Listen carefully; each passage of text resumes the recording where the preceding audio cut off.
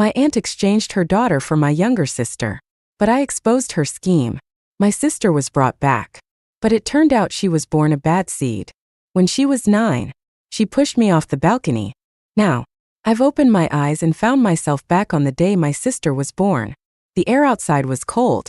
I realized I was standing outside the window of a hospital room. Then it hit me. This was the day my sister was born. In my previous life, it was the same time of year. Dad had to leave for work at a construction site, and I stayed at the hospital to accompany Mom. Mom had fallen asleep. On my way back from the bathroom, I noticed a shadow in the room through the window. I saw my aunt holding my baby sister. That moment, I was on the south side of the hospital room, so I had to circle through the hall to get in. By the time I ran into the room, my aunt was gone. There was a baby lying on the bed. But I remembered clearly. My sister had a birthmark behind her ear. This wasn't her. I went to find my sister. I hurried to my aunt's room and demanded she return my sister. My aunt refused to admit anything and even scolded me for being unreasonable. When Dad came back, I told him my sister had been swapped.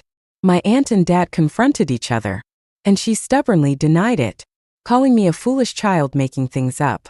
It wasn't until Dad demanded a paternity test that my aunt finally, begrudgingly, agreed to help us find my sister. It turned out my aunt had swapped my sister with her own premature daughter, who was in an incubator. She had placed my sister in the incubator in her daughter's place. Dad returned to the room with my cousin and handed her back to my aunt, his brows tightly furrowed. He had probably never encountered someone so shameless before. My aunt's husband, a businessman, was in prison, and even her hospital expenses had been paid by my family. Before my sister was born, Dad had always bought nutritional supplements for Mom, who, in her generosity, often told Dad to share some with my aunt. When Mom found out about the baby swap, she had a huge argument with my aunt. Afterward, my aunt left the hospital with my cousin and spread rumors about our family among the relatives, claiming my parents were horrible people. Not only did she refuse to pay back the hospital fees, but she also tarnished our reputation. My parents were angry but didn't bother clarifying, as everyone already knew the kind of person my aunt was. But what I never expected was that my biological sister turned out to be a born villain. At 4, she pushed a classmate down the slide at kindergarten, leaving the child seriously injured. My family sold our house and car to pay compensation. At 5, when Mom offered her some food, she stabbed Mom's left eye with chopsticks. At 8, when Dad refused to buy her a toy, she poured boiling water on his face while he slept. By that time, my parents were so afraid of her that they sent me to boarding school to protect me. When she was 9, I came home for a holiday, and she pushed me off the balcony. I still remember the searing pain of my shattered bones. But now, I'm back. Back to the day my sister was born. I watched my aunt swap my sister again. This time, I didn't say a word and quietly returned to the room. I decided not to make a fuss. On second thought, maybe it's better this way. If my aunt really thought she succeeded in swapping the babies and later realized my sister wasn't normal, she might send her back to us. Given how thick-skinned my aunt was, she'd definitely do it. So, I let her believe she hadn't succeeded. I knew my biological sister was currently in the incubator, and there was no need to confront my aunt. I picked up my cousin from the bed and placed her in the incubator. Then, I took my biological sister back to the room. Looking at her now, she seemed so innocent. But when I thought about what she would grow into, I had the urge to strangle her then and there. No, I had to hold back. Our family was living in peace and harmony. My little sister, Lily, was growing up step by step. Slowly but surely, she didn't show the same aggressive and abusive tendencies as she did in my previous life. This time, my mom didn't have to deal with cats hanging from trees or dead mice hidden in pots. Back then, she couldn't understand why her child would act like that and cried herself to sleep every night. Little did she know, those were just the beginning. The truly heartbreaking events were yet to come. After she lost her sight in one eye, she stopped crying altogether. Crying didn't help anymore. She silently took Lily to countless correctional facilities, trying to curb her misbehavior with a blank expression. But now, life was so beautiful it felt almost unreal. On Lily's 3rd birthday, I made her a little charm for good luck. One for our entire family. She laughed and immediately tried to stuff it into her mouth. Dad chuckled as he took out his phone to snap pictures, saying, "When you grow up, I'll show you what a little goofball you were." Mom quickly pulled the charm, now covered in drool, out of her mouth, shaking her head. "Don't jinx it, or she really will turn into a little fool." Watching them, I felt a wave of bittersweet emotion and almost cried. Mom didn't look as prematurely aged as she did in my last life. She still looked young and full of energy. In my past life, by the time Lily was 3, Mom's hair had already turned half white from worry. My eyes started to sting with tears. Mom, ever perceptive, noticed my change in mood. She thought I was feeling neglected. "What's wrong, Emily?" she asked gently. "Mom can hug you too." She walked over and wrapped me in a warm embrace. Dad joined in, holding me tightly, not wanting to be left out. Lily toddled over on her tiny legs and hugged my leg. I laughed. They didn't know I was crying from happiness. That night, I woke up to the sound of Mom answering a phone call in the living room. Ever since Lily scalded Dad with boiling water in the middle of the night in my previous life, I had never slept soundly again. My sleep was light, and any noise woke me up. I got out of bed and went to the living room. On the phone, my aunt, Karen, was crying and begging Mom for money. "Please, I need your help. My daughter, Emma, got burned with hot water and is in the emergency room." That didn't happen in my past life. I couldn't help but wonder what had changed. What had Lily done this time to provoke Karen's husband? Jeff? Mom, soft-hearted as always, felt sorry for Emma, who was just an innocent child. Worried something might go wrong, I insisted on going to the hospital with Mom. Emma had suffered severe burns. The doctor was carefully treating her wounds. She didn't cry or complain, her wide eyes shining brightly. Karen sat nearby, arms crossed, with a bruise around her eye, as if she had been punched.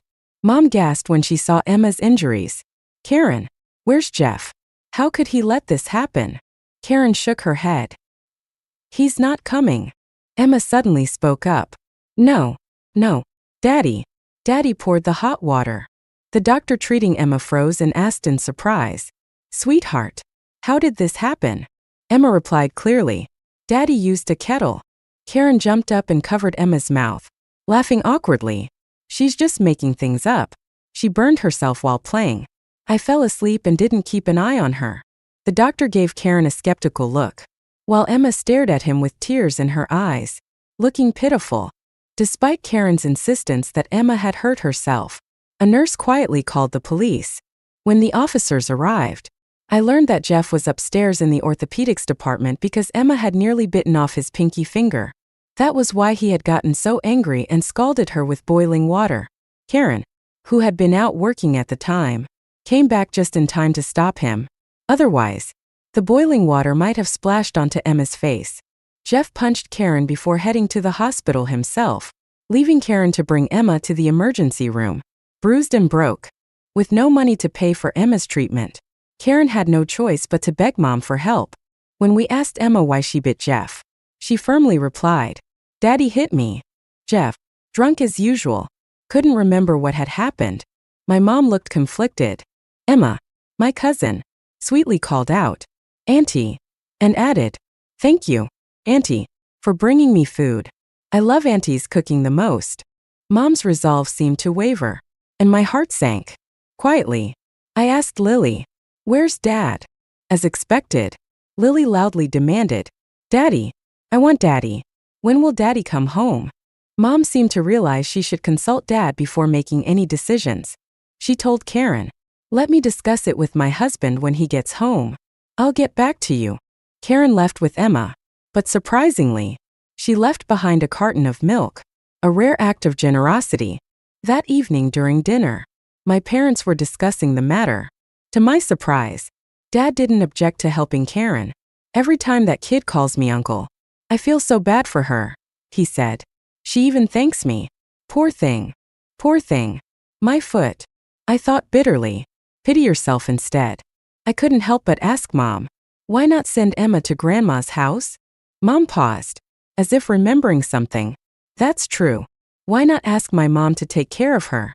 She loves kids and always calls." asking me to bring you and Lily over. Mom called Grandma and put her on speakerphone.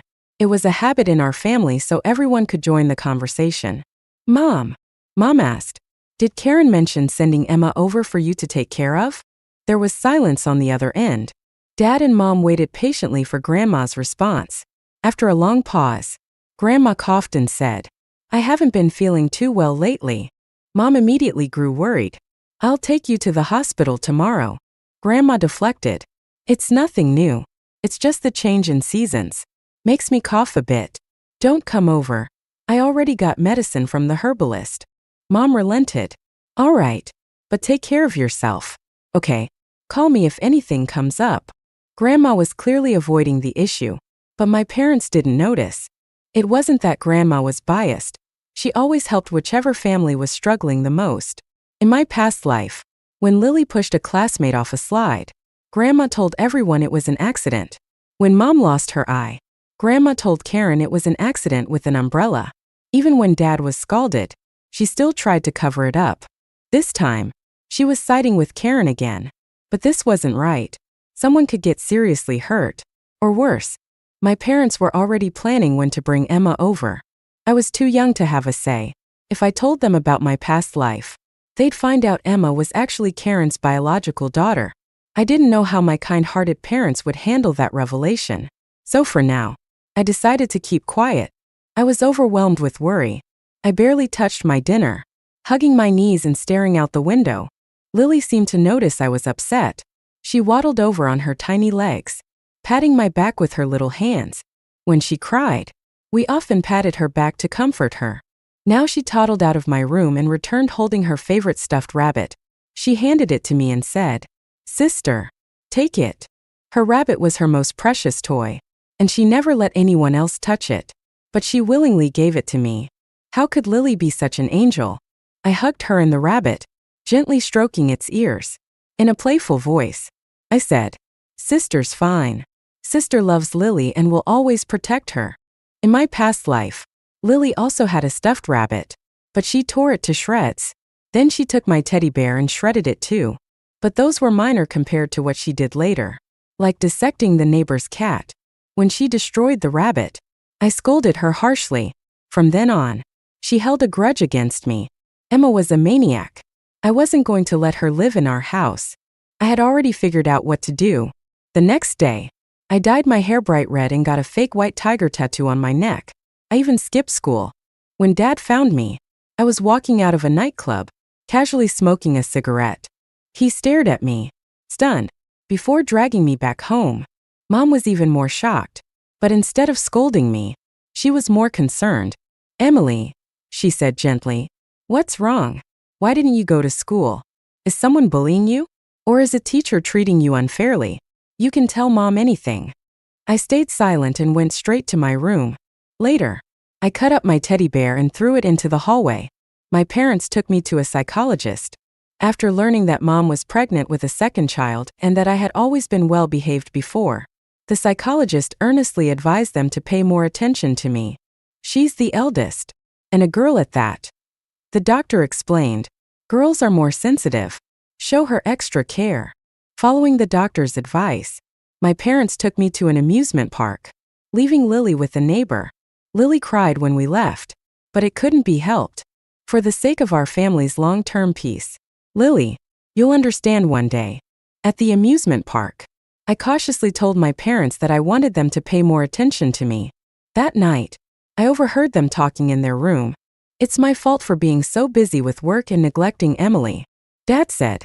"And yours for focusing so much on Lily that you didn't notice how sad Emily was." Mom sighed.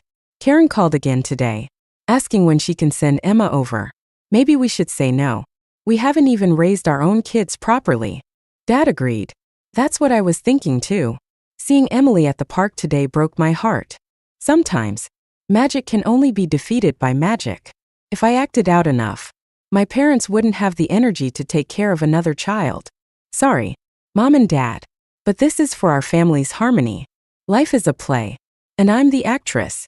If Emma wanted to act sweet and innocent in front of my parents, I'd have to act like the rebellious daughter." My dad's business was improving, and we moved into a new house. In my previous life, he had been so preoccupied with my sister Lily's issues that his construction company only barely managed to stay afloat. Now, although I was a bit rebellious, it wasn't anything unbearable. I only saw my cousin Emma during holidays at Grandma's house. She seemed timid and respectful toward her father, Jeff, and didn't display any unusual behavior. However, this year, during the New Year celebrations, my Aunt Karen was missing an ear. Both Karen and Grandma claimed it had been bitten off by a madman on the street. My parents believed them and lamented how misfortune always seemed to follow Karen. Grandma said nothing, only sighed. I glanced at Emma, sitting quietly and obediently. Who could say which madman had really bitten off Karen's ear? During every family meal, Emma would stare at Lily, and it sent chills down my spine. Lily was so naive, always laughing cheerfully, completely unaware. Karen, on the other hand, looked much older, like how my mom had looked in my past life. Even so, every time Karen saw me, she couldn't resist taking a jab. Emily, you dyed your hair back. Huh, before. You look so improper. If my child had dyed their hair at such a young age, I wouldn't have let them off. Rebellious kids are always the parents' fault. We didn't respond to her. Ignoring Karen was the best way to deal with her. She was miserable in her own life and always needed to drag others down to feel superior. Once our new house was renovated, we transferred Lily to a kindergarten near the neighborhood. Every day, Lily came home talking about her new best friend, Little Apple. She referred to herself as Big Pear. A week later, Mom attended a parent open day and came back with surprising news. Guess what? She said. Little Apple is actually Emma. Our silly Lily didn't even recognize her from New Year's. My heart sank. In my past life, the classmate Lily pushed off the slide had also been her best friend in kindergarten. That girl's mother adored Lily, thinking she was kind and caring. They even became close friends with my mom, who believed Lily had turned over a new leaf. We enjoyed a few peaceful days, until Lily pushed her friend down the slide. It was likely because that child's family was wealthy and often brought toys Lily didn't have. Lily resented her for it. I suddenly remembered how Emma had been staring at Lily during the family gatherings. I asked Mom, wasn't Emma going to the community kindergarten near Aunt Karen's place? Mom replied, that kindergarten shut down after a safety incident. I immediately searched for news on my phone and found the local story. A month ago, during activity time, a young girl had wandered off and drowned. A chill ran down my spine. It seemed Lily had already acted once and gotten away with it. Now, Mom and Lily seemed to adore Emma. Mom packed extra snacks in Lily's backpack every day, telling her to share with Emma. In my past life, Lily had pushed her classmate off the slide when the teacher wasn't watching. The spot was a surveillance blind spot. That child ended up paralyzed but could still talk. Lily never admitted to what she had done. My parents knew their daughter's nature and agreed to pay compensation. I couldn't stop Lily from interacting with Emma, but I could try to keep Lily within the teacher's sight as much as possible. Every night, I told Lily bedtime stories, but recently, the stories had taken a darker turn. There was a child who wandered out of the teacher's sight and got eaten by a snake. There was a child who didn't listen to the teacher and got taken away by a monster. There was a child who left the classroom when the teacher wasn't looking and got kidnapped by a ghost. Lily was so scared she couldn't sleep. During dinner, Mom mentioned, Lily's teacher says she's been acting timid lately. I quickly looked down at my food, pretending not to hear. I felt a little guilty, but this was for Lily's own good. After school, I often went to observe the river near the community kindergarten. It was quiet, with no surveillance and only the occasional person fishing. I approached one of the fishermen, pretending to be the older sister of the drowned girl. Did you see anything a month ago, when a little girl fell into the river? The fisherman shook his head. I didn't see any little girl. If someone had, they'd have tried to save her. I felt even more uneasy. When Lily came home, she said, Little Apple hasn't been at school for the past 2 days. Mom speculated, maybe Emma's sick. Later that evening, Mom got a call from Karen. Karen never called unless she needed something. This time, she was asking for money again. Emma poked her left eye with a knitting needle. She needs surgery.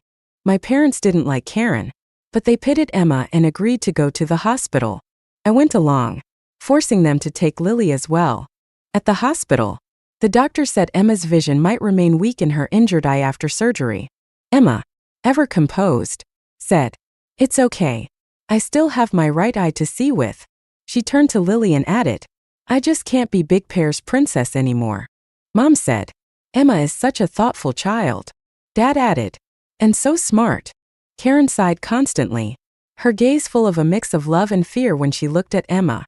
"I'd rather my child not be so clever," she said. After her surgery, my parents began discussing having Emma stay with us again. "Emily is mature now, she shouldn't rebel anymore." Dad said, "Emma has been through so much. Burned by boiling water. Now losing her eye. Karen's too busy working to take care of her." Mom added, "Karen's husband says Emma hurt herself, but I still have my doubts." "You're scaring me," Dad said. "Even animals don't harm their young." When Lily found out Emma might stay with us, she was thrilled. "Yay, I want to sleep with little Apple." I forced a smile and promised, "We'll buy Emma a Disney princess comforter too." Lily clapped her hands in excitement. Mom said, "Emma's coming home with us after she's discharged next week." And just like that, my peaceful world was about to end. That evening, I wandered back to the river near the old community kindergarten.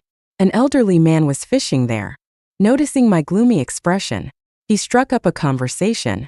I repeated my story as the sister of the drowned girl. The man sighed heavily.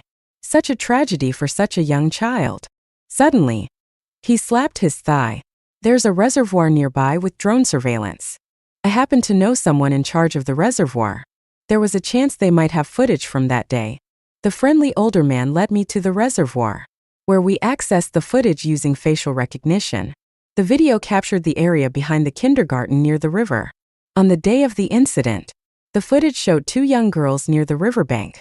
The images were small and unclear, so the person in charge zoomed in on the section of the riverbank. The footage rewound to when the two girls appeared. They had crawled out of a hole next to the kindergarten's back gate. As the video played, the man proudly explained their drone system. "Our latest technology captures everything in 360-degree HD. But soon, his expression turned grim, and he set his tea aside. In the footage, Emma coldly shoved the other girl into the river, her blank expression more chilling than any words could convey. The girl in the river struggled and cried for help, but the one on the bank stood with her arms crossed, unmoved. The older man turned to me cautiously. "Is that your sister?" I told the person in charge. "Could you anonymously send this video to the police?" Then I told the man, "I'm not her real sister, just a neighbor's kid." I couldn't risk Karen's family finding out I exposed the truth. When the drowned girl's family saw the video, they exploded with rage. They filed a lawsuit against Karen's family, demanding compensation. Karen's family, unsurprisingly, fought back, dragging the case out. The drowned girl's family wasn't short on money. They just wanted justice to ease the pain of losing their daughter. They hired the best legal team, determined to make Karen's family pay. The video was eventually leaked online. Although it was quickly taken down, it spread widely beforehand. My parents saw it, too. The kindergarten Lily attended closed for 2 days because of the incident. Mom looked at Lily, still shaken. Dad said, "How can such a young child be so evil, so skilled at hiding it?" Mom replied, "It's terrifying." Dad added, "I don't even know how to talk to Lily about this. Thank goodness we didn't take her in back then." Emily's rebellious phase came just in time. Mom nodded. "We still need to tell Lily not to leave the teacher's sight. The teacher said she's timid, but being timid is good." She turned to me. "Emily, keep telling her scary bedtime stories." Karen's family, of course, had no money to pay compensation. Karen called my mom again, asking for a loan. She claimed Jeff had beaten Emma so badly in a fit of rage that she was hospitalized.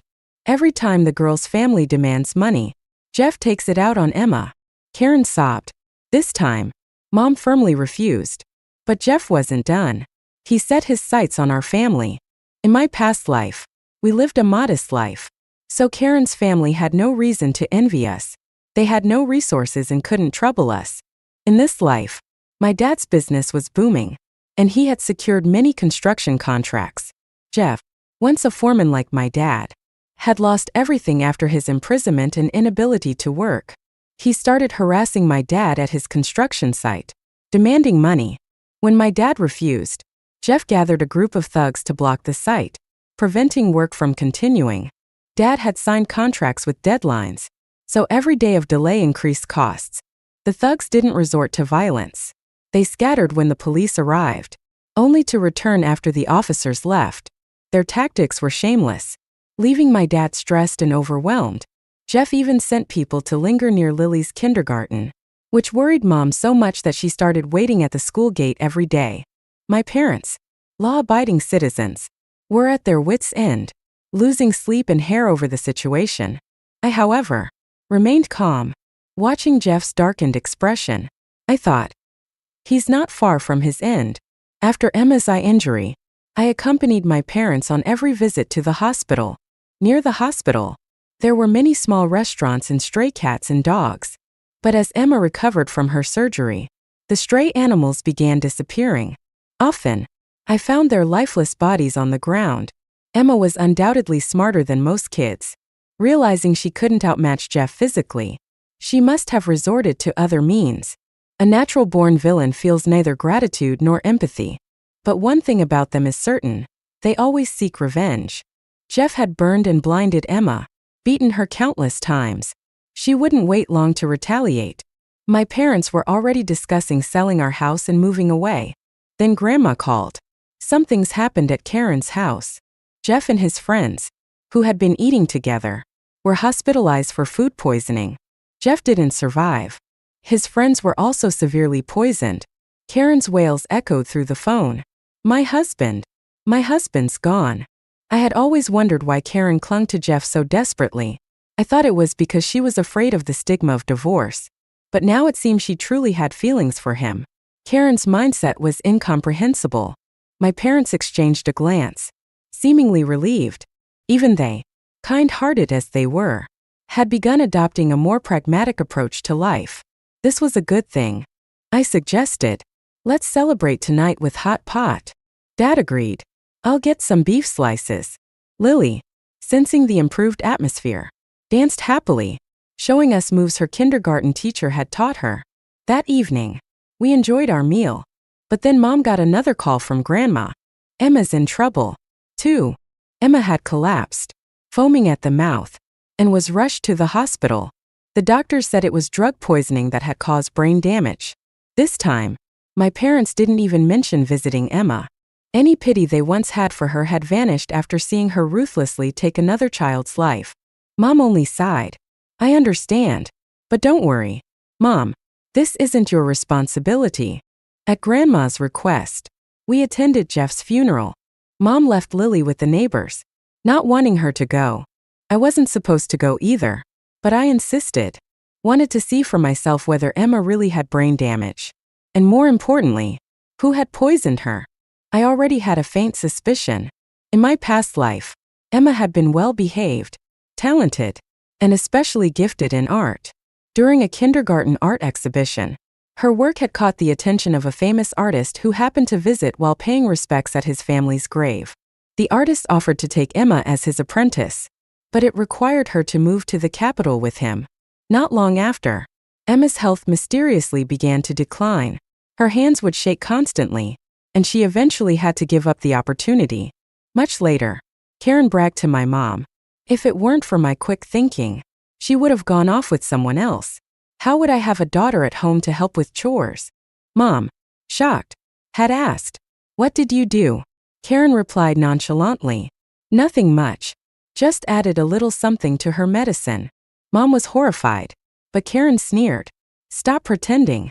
If your daughter weren't such a rotten seed, you'd have done the same to keep her close. At the time, our family was overwhelmed with other issues, and Mom had no energy to argue. This time, when Karen muttered in the hospital, I wish Emma wasn't so smart.